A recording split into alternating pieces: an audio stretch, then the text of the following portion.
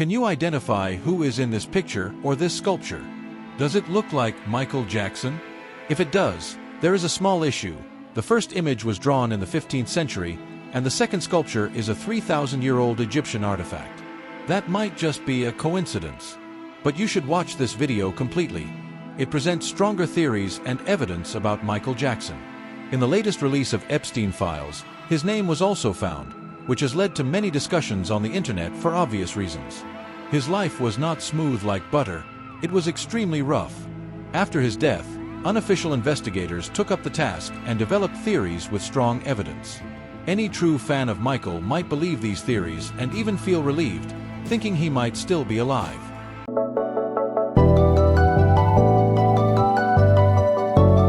Michael Jackson, his name itself is a brand. Turning a name into a brand is not an easy task. Even today, among Gen Z and Gen Alpha generations, he continues to live on. He was an American singer, songwriter, and dancer who proved that talent can capture people's hearts without any barriers of language or ethnicity. His influence spread across continents. He revolutionized the music and dance industry at a time when achieving stardom as a newcomer was almost impossible. Throughout his professional life, he faced many legal challenges that were nearly enough to destroy his career. Even after his death, his name appeared in the Epstein files, sparking many discussions, and several theories about his death have emerged. It is true that both during his life and after his death, he continues to be widely discussed. That is something very rare for someone to achieve. In 2009, Dave, a friend of Michael Jackson, appeared in an interview with Larry King on Larry King Live, where he spoke emotionally about Jackson after his death. Yeah, he is a criminal and he musician, and I felt a little tap on my shoulder, and I turned around. If you look at his eyes, voice, and shoulders, you can see a strong similarity to Michael Jackson. If you don't know who Dave is, he was a friend of Michael Jackson. As a child, he suffered severe burns in an attack by his father. Michael Jackson later befriended him, supported his medical care, and invited him to spend time at Neverland Ranch. Michael Jackson was born on August 29, 1958 in Gary, into a large working-class family. His father, Joseph Jackson, was very strict and pushed his children hard in music, while his mother, Katherine Jackson, was more supportive and nurturing. Michael began performing at a very young age with his brothers in a group that later became the Jackson 5. He was only around 5 years old when he started singing and dancing on stage. The group gained attention and eventually signed with Motown Records, where they became hugely successful. However, his childhood was far from typical. While other kids played and went to school normally, Michael spent most of his time rehearsing, recording, and touring.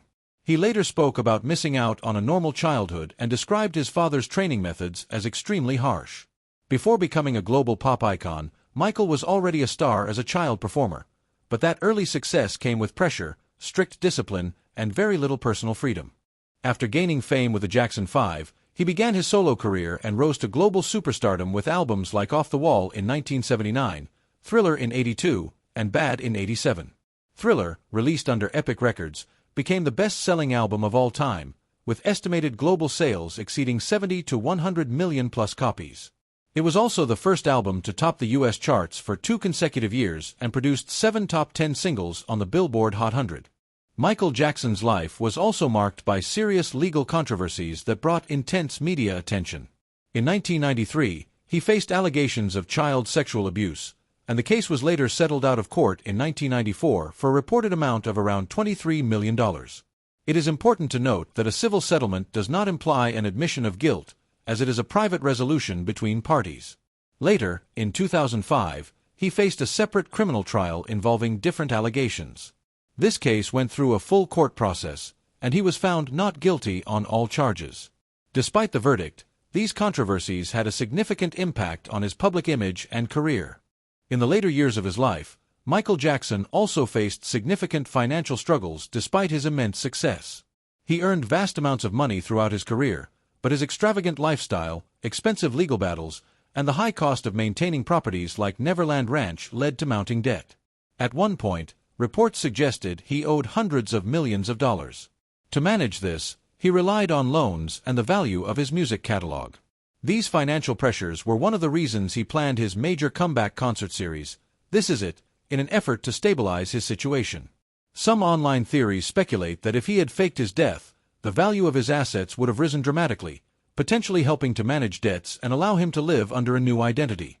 However, there is no verified evidence supporting this claim, and it remains a topic of speculation rather than fact.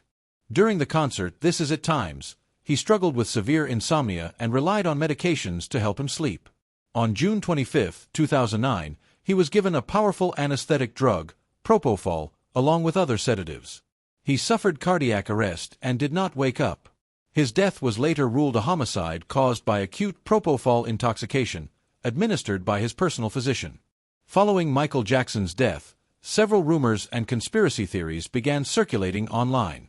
Some claimed that he had faked his death, suggesting that a few unidentified cars arrived and left his residence before police reached the scene, allegedly carrying important documents.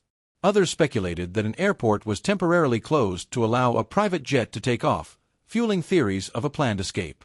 There were also unverified reports from individuals who claimed to have seen him near the borders of Mexico after his reported death. However, none of these claims have been supported by credible evidence, and they remain speculative theories rather than confirmed facts. After all, what do you think? Is he still alive somewhere with a fake identity?